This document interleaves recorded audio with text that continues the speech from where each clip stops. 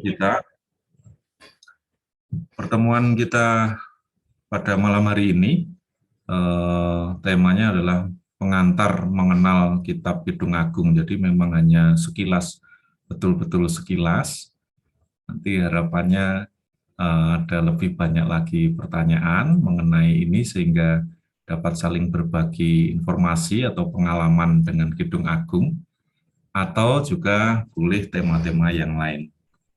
Nah, ini saya akan memberi bahan ini terutama tentang membaca kitab suci sebenarnya. Karena mengingatkan kalau ada kesulitan-kesulitan dalam membaca kitab suci, maka kita mesti kembali mengingat kita itu bagaimana sikap kita untuk membaca dalam hal membaca kitab suci. Itu bagaimana sikap kita untuk membaca kitab suci. Nah, ini dalam hal menafsir, membaca dan menafsir kitab suci, hal-hal ini memang harus kita ingat baik-baik. Yang pertama, itu kitab suci itu ditulis dengan ilham Roh Kudus. Ini kiranya kita semua sudah mengenal atau mengingat baik-baik. Implikasinya, konsekuensinya, karena diilhami oleh Roh Kudus, maka kitab suci ini benar. Kitab suci ini mengandung kebenaran. Namun catatannya, benarnya ini adalah dengan pengertian tertentu. Tidak sembarang benar atau benar menurut apa, tetapi kitab suci ini mengandung kebenaran, kebenaran demi keselamatan manusia. Itu maksudnya. Kitab suci ditulis dengan ilham Roh Kudus itu karena itu terjamin kebenaran kitab suci, namun kebenaran kitab suci ini adalah kebenaran demi keselamatan manusia. Tidak dimaksudkan kebenaran dalam kitab suci, sekalipun diilhami oleh Roh Kudus, itu dimengerti sebagai kebenaran geografis, kebenaran waktu historis, atau kebenaran matematis, atau kebenaran-kebenaran yang lain. Bukan itu, tetapi kebenaran demi keselamatan manusia. Jadi hal-hal yang perlu demi keselamatan manusia itu tercantum atau terkandung di dalam kitab suci yang penulisannya itu diilhami oleh Roh Kudus. Meskipun penulisnya melalui proses-proses manusiawi. Tuh, jadi ini yang untuk membaca kitab suci ini memang harus diingat baik-baik bahwa ini adalah diilhami oleh Roh Kudus. Lalu yang kedua, kitab suci ini ditulis dalam proses manusiawi karena itu juga menemukan atau mengambil bentuk atau jenis sastra tertentu. Jenis sastra itu misalnya Injil. Injil itu disebut juga jenis sastra ya. Injil. Lalu juga sastra perumpamaan itu adalah juga jenis sastra perumpamaan. Kemudian juga ada sajak, ada peraturan-peraturan, betul-betul peraturan itu adalah bentuk sastra tertentu. Nah, kita ketika membaca kitab suci ini mesti menyadari itu bahwa ada beragam bentuk atau jenis sastra tertentu yang melalui bentuk-bentuk itu proses penulisnya itu berproses dan di situ diilhami oleh Roh Kudus. Perbedaan bentuk atau jenis sastra ini berhubungan dengan pesan yang mau disampaikan, berhubungan dengan jemaat sasaran pembaca, berhubungan dengan situasi dan konteksnya. Jadi kalau misalnya mau menyampaikan bela sungkawa begitu ya, biasanya orang tidak menggunakan dengan musik, misalnya memakai musik, jenis musik itu tidak menggunakan musik rock atau musik dangdut yang meriah begitu ya, karena pembawaan jenisnya itu meriah, biasanya kurang cocok kalau digunakan untuk menyampaikan kesedihan atau bela sungkawa seperti itu ya. Jadi ada jenis-jenis tertentu itu cocok untuk pesan-pesan tertentu. Demikian juga jenis tertentu itu sesuai dengan tipe jemaat yang dituju. Jadi kalau misalnya Injil Matius itu pembacanya adalah banyak orang Yahudi, maka tradisi-tradisi Yahudi tidak perlu dijelaskan banyak karena memang pembacanya sudah tahu itu. Sementara Injil yang lain, misalnya Injil Lukas, itu menjelaskan tradisi-tradisi Yahudi karena pembaca Injil Lukas itu bukan orang Yahudi. Itu, jadi ada kaitan dengan itu.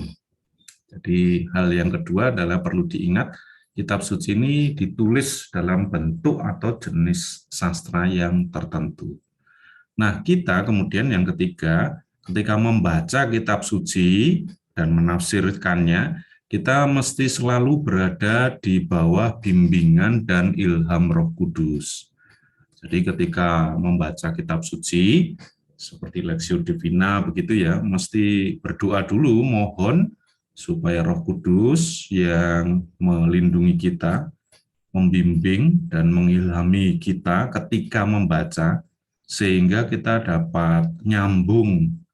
Karena dulu penulisan kitab suci diilhami Roh Kudus, maka ketika membaca pun kita mesti memohon bimbingan dari Roh Kudus supaya bisa nyambung begitu ya.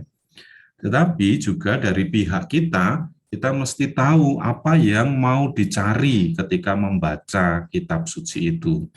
Bukan mencari urutan waktu sejarah historis tertentu, tetapi mencari kehendak Allah. Itu. Jadi ketika membaca kitab suci, kita memang perlu harus memohon bimbingan dan Roh Kudus, dan kemudian kita mengarahkan diri kita untuk mencari kehendak Allah, bukan mencari yang lain-lain. Kemudian dalam hal ini, ketika menafsirkan teks tertentu, ini misalnya yang Kidung Agung ini, mesti juga mempertimbangkan keseluruhan iman dalam kitab suci. Kalau misalnya di dalam Perjanjian Lama itu ada ungkapan-ungkapan yang istilahnya itu mata ganti mata, itu tangan ganti tangan, pembalasan di dalam Perjanjian Lama ada himbauan untuk membalas sesuai apa yang ditimbulkan, kerugian yang ditimbulkan itu yang harus dibalas. Tetapi di dalam Perjanjian Baru itu sudah tidak ada lagi arahan untuk mengambil pembalasan sesuai dengan kerugian yang ditimbulkan. Jadi kita mesti membaca atau mempertimbangkan keseluruhan iman itu ada arah tertentu, ada gerak dinamika tertentu, dan kita mesti melaraskan diri menyesuaikan dengan gerak itu. Kalau dulu itu pembalasan mata ganti mata, kemudian dalam Perjanjian Baru itu di pipi kiri diserahkan kemudian ditambahi pipi kanan, maka yang mata ganti mata yang dulu itu sudah tidak berlaku lagi. Nah, sekarang kita yang membaca kitab suci itu jangan kembali ke dalam Perjanjian Lama, tetapi melanjutkan arahnya itu. Jadi mengurangi kekerasan, mengurangi pembalasan, dan seterusnya. Karena memang itu arahnya, itu maksudnya mempertimbangkan keseluruhan iman dalam kitab suci. Ada arah pertumbuhan, ada arah perkembangan. Arah itulah yang kita mesti menyesuaikan diri ke situ. Kemudian juga mempertimbangkan tradisi gereja. Nah, dalam hal ini Kidung Agung ini dimaknai oleh gereja secara dalam tradisinya gereja memaknai Kidung Agung sekalipun itu teksnya sendiri tidak jelas-jelas menunjukkan itu ya. Nanti kita lihat sekilas. Kemudian ada juga yang perlu dipertimbangkan itu adalah istilah analogi iman. Itu maksudnya adalah yang di dalam kitab suci, terutama di dalam Perjanjian Lama itu hanya dinyatakan implisit, tetapi oleh ajaran gereja itu dinyatakan secara jelas. Jadi ketika membaca kitab suci, kita mempertimbangkan juga gerak gereja dalam tradisinya, dalam ajarannya. Ini pengantarnya ya. Jadi kita mesti ingat ini ketika membaca kitab suci, karena nanti kita masuk Kidung Agung ini ada kesulitan-kesulitan yang mana kita harus berpegang teguh pada dasar-dasar untuk menafsir kitab suci. Kemudian secara sekilas, Kidung Agung ini terletak di dalam Perjanjian Lama. Nah, Perjanjian Lama itu kan dimulai dari kitab Taurat Musa, mulai dari Kejadian, itu Keluaran, Imamat. Imamat ini isinya adalah peraturan ibadat zaman dulu. Nah, ini tadi sudah saya sebutkan bahwa kita membaca kitab suci mesti mempertimbangkan keseluruhan iman. Maka peraturan imamat, peraturan-peraturan ibadat di dalam kitab imamat mesti dibaca dalam rangkaian keseluruhan, bukan diterapkan secara harafiah begitu saja, mesti ditafsir dalam keseluruhan iman. Kemudian ada kitab bilangan, lalu kitab ulangan. Nah, kitab-kitab dalam Perjanjian Lama ini sebenarnya adalah membentangkan sejarah keselamatan. Sejarah keselamatan yang dilaksanakan oleh Allah di dalam kehidupan atau dinamika bangsa Israel. Nah, kemudian kitab Taurat Musa ini berakhir ketika Musa sudah sampai di dekat Kanaan, di dekat tanah terjanji. Nah, itu kitab Taurat Musa berakhir di situ, lalu selanjutnya kepemimpinan Musa dilanjutkan oleh Yosua. Nah, ketika Yosua tokoh ini muncul, ini kategorisasi Perjanjian Lama masuk ke dalam kitab-kitab sejarah. Kitab sejarah itu mulai dari Yosua yang masuk tanah terjanji, kemudian ada kitab Hakim-Hakim.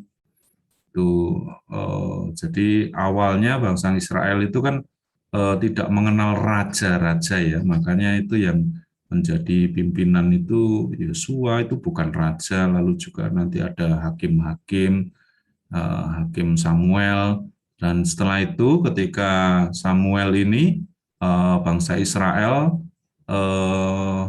yang sudah menempati tanah terjanji di Kanaan itu melihat bangsa-bangsa tetangga kok modelnya ada raja, kok ada istananya, kok kayaknya bagus ya. Lalu kemudian Israel ini minta supaya diberi raja. Nah, sekalipun sudah diingatkan nanti kalau ada raja ini resikonya begini-begini, tetapi Israel tetap minta untuk diberi raja. Maka raja Israel yang pertama ini adalah Saul, itu yang dipilih itu ya. Saul, kemudian setelah itu mencapai puncak kejayaannya itu pada zaman Salomo, dan sebagai puncak lalu dari titik itu mulai menurun. Kerajaan Israel kejayaannya itu mulai turun, sudah sampai puncaknya pada zaman Salomo, dan pada zaman Salomo itulah kerajaan Israel pecah menjadi dua. Kerajaan utara yang hancur terlebih dahulu, dan kemudian yang kedua adalah kerajaan selatan. Kerajaan selatan ini yang lebih tahan, tetapi toh nanti dihancurkan juga oleh bangsa Babilonia, bangsa Babilonia. Lalu dia orang-orang Israel ini dibuang di daerah Babilonia sana. Lalu selama 50 tahun dia berada di masa pembuangan itu.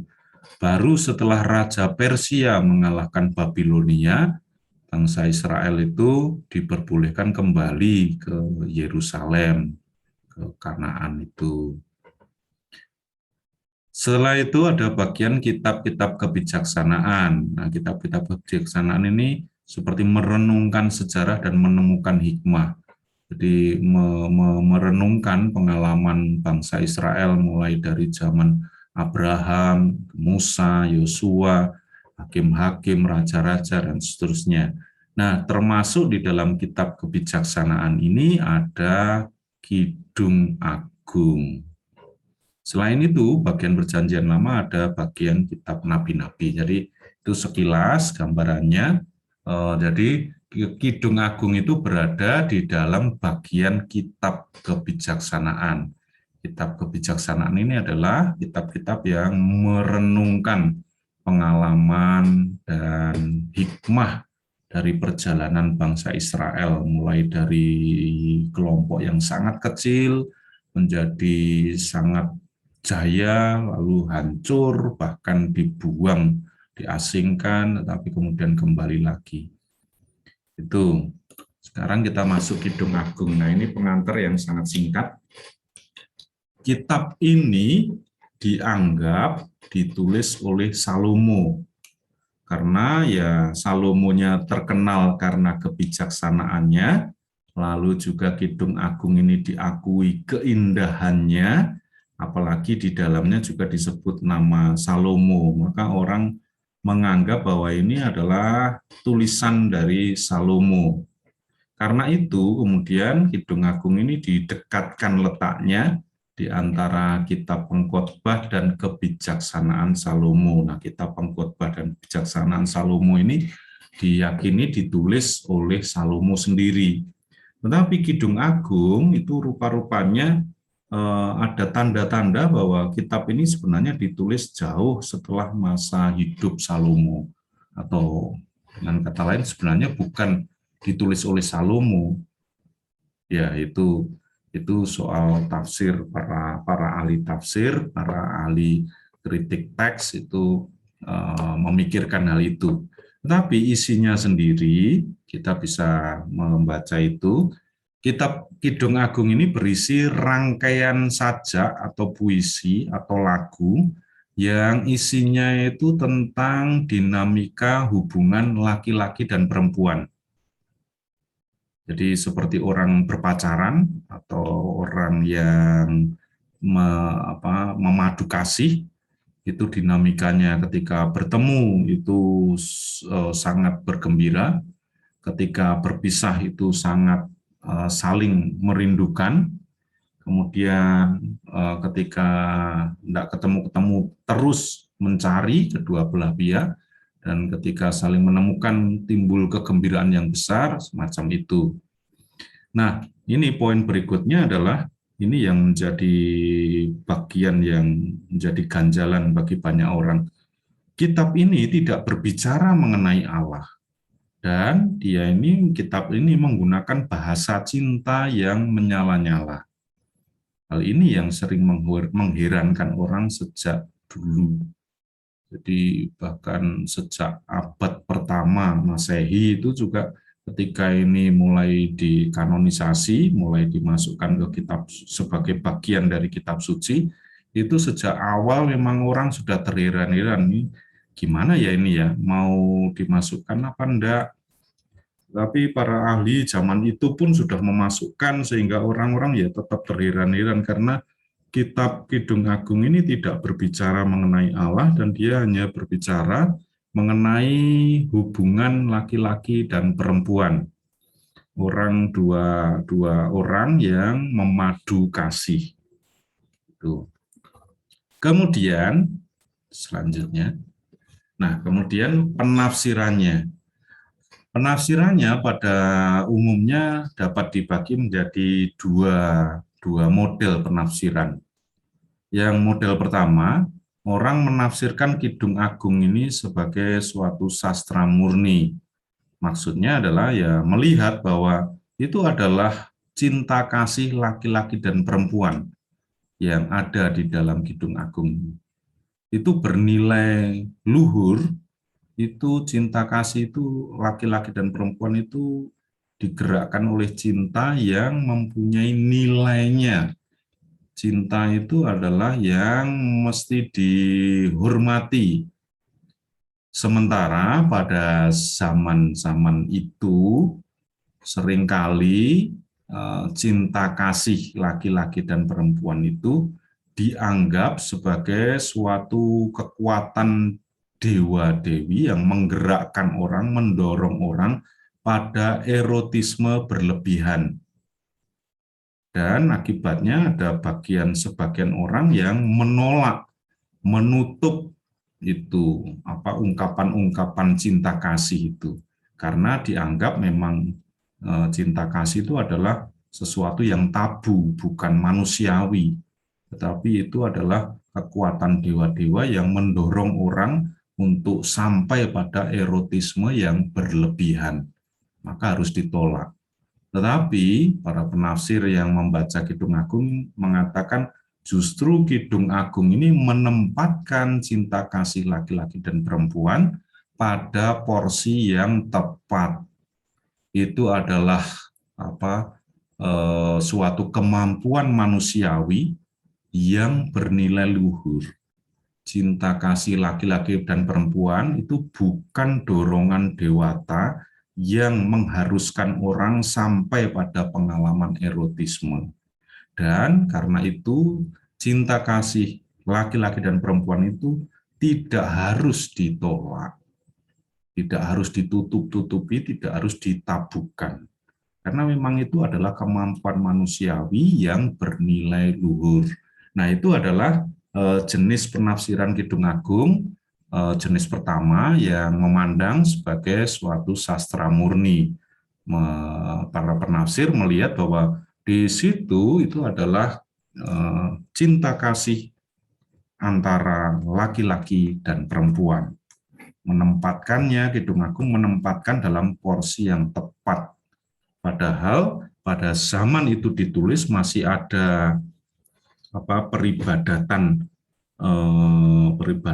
yang memuja erotisme. Di bagian lain ada peribadatan yang menolak, mentabukan hubungan laki-laki dan perempuan. Nah, Kidung Agung ini adalah sudah pas porsinya. Bukan dorongan untuk erotisme, bukan pula menolak cinta kasih sebagai sesuatu yang tabu. Jenis yang kedua adalah gereja yang memaknai Kidung Agung. Gereja dalam tradisinya menemukan bahwa Kidung Agung ini merupakan suatu ungkapan relasi kasih antara Tuhan dan jiwa manusia, atau relasi iman, begitu ya, atau juga relasi antara Tuhan dan gereja. Nah, penafsiran ini secara tradisi, dalam tradisi gereja berkembang penafsiran ini menganggap ini senada dengan seruan teguran Nabi Hosea kepada orang Israel yang tidak setia, menyebut orang Israel ini sebagai yang tidak setia pada pasangannya, menyebut Israel ini seperti seorang pelacur yang meninggalkan pasangannya.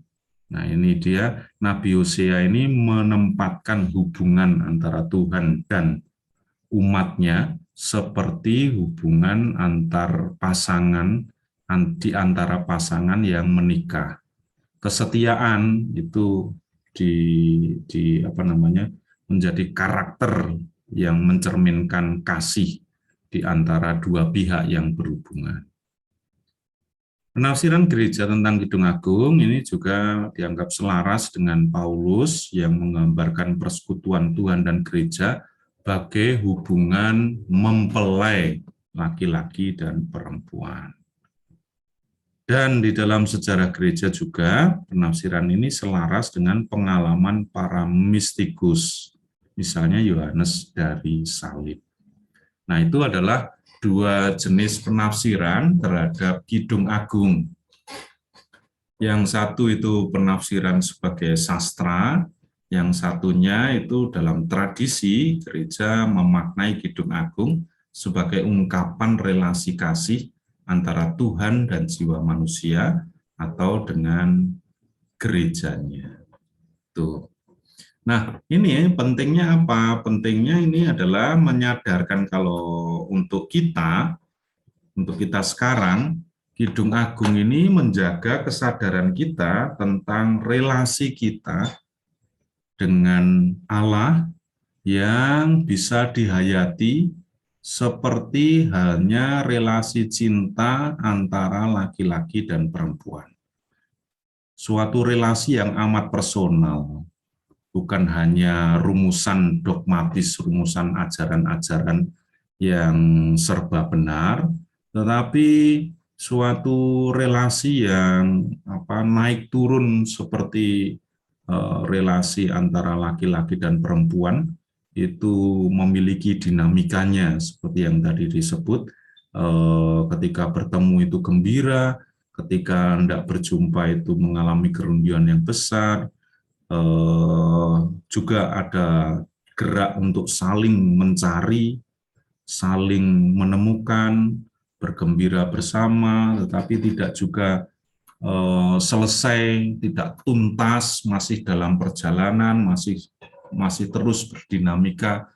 Nah, Kidung Agung itu bisa menjaga kesadaran kita bahwa relasi iman kita dengan Allah itu seperti itu, bukan relasi yang beku, seperti dalam suatu kontrak kerja misalnya, itu sudah beku, tetapi ini adalah relasi yang dinamis. Nah, saya ingin mengajak untuk melihat kembali apa yang dulu pernah sudah kita pelajari bersama ketika membaca kitab suci. Jadi membaca kitab suci tujuannya adalah supaya orang berkembang dalam iman, harapan, dan kasih. Supaya ajaran dari kitab suci itu masuk ke hati, memenuhi hati, dan dari situ mendorong tumbuhnya hidup rohani. Itu tujuan membaca kitab suci. Nah, di dalam membaca kitab suci ini kita harus mengenal pewahyuan, wahyu, dan iman. Pewahyuan itu gerak dari Allah, iman itu tanggapan atau gerak dari manusia.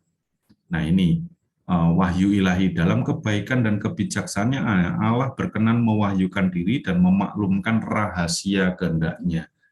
Jadi kalau dibandingkan dengan Kidung Agung, dibandingkan dengan relasi laki-laki dan manusia, itu kan juga ada dinamika itu ya, memaklumkan, menunjukkan apa yang ada di dalam hati, rahasia kehendak. Jadi cinta di antara laki-laki dan perempuan yang dialami oleh laki-laki, yang dialami oleh perempuan itu ditunjukkan. Itu sama seperti Allah yang berkenan mau menunjukkan itu, bahwa Allah mencintai manusia. Ini adalah gerak pewahyuan. Dengan wahyu itu, Allah yang tidak kelihatan dari kelimpahan cinta kasih-Nya menyapa manusia sebagai sahabat-sahabatnya dan bergaul dengan mereka untuk mengundang mereka ke dalam persekutuan dengan dirinya. Ya, kan mirip tadi dengan gerak dinamika relasi antara laki-laki perempuan dalam Kidung Agung, ada dinamika yang seperti itu.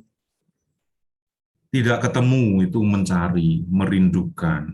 Ketika bertemu itu memaparkan, menunjukkan kerinduannya, memaklumkan cintanya itu, menunjukkan bahwa ia mencintai yang dijumpainya itu. Itu sama seperti Allah yang mewahyukan dirinya.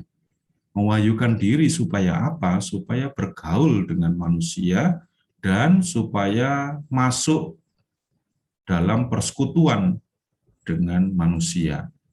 Jadi Allah itu merindukan manusia supaya manusia ini berada dalam relasi dengan Allah. Sama seperti dinamika relasi laki-laki dan perempuan dalam Kidung Agung tadi.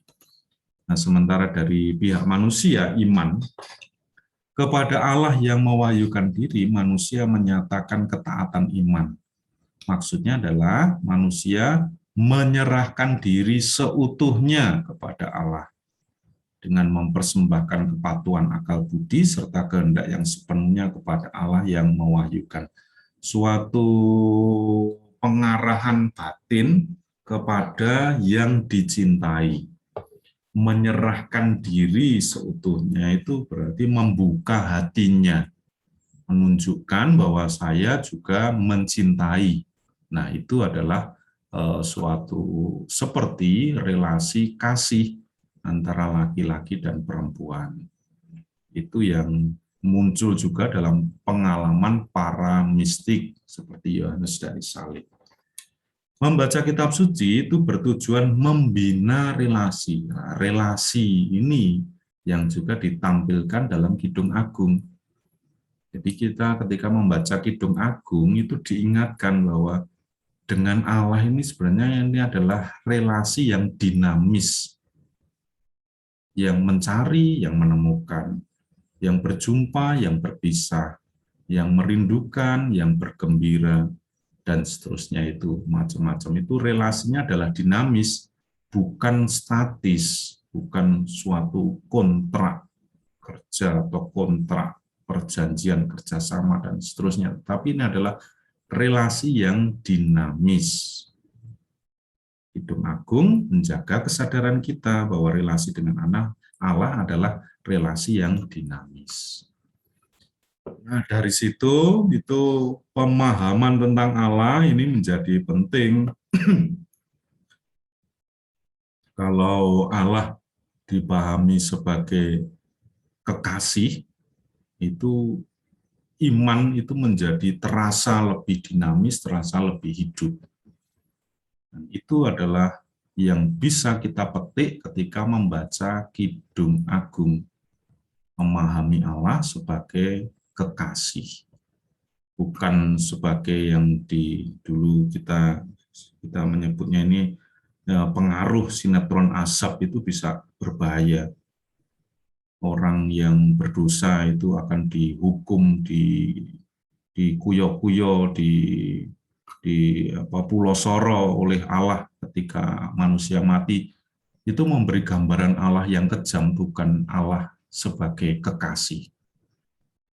Nah, kalau Kidung Agung itu menggambarkan Allah sebagai kekasih. Melalui kitab suci, dalam kebaikan dan kebijaksanaan Allah berkenan mewahyukan diri, memaklumkan rahasia kehendak-Nya. Berkat rahasia itu, manusia dapat menghadap Bapa melalui Kristus, Sabda yang menjadi daging dalam Roh Kudus dan ikut serta dalam kodrat ilahi.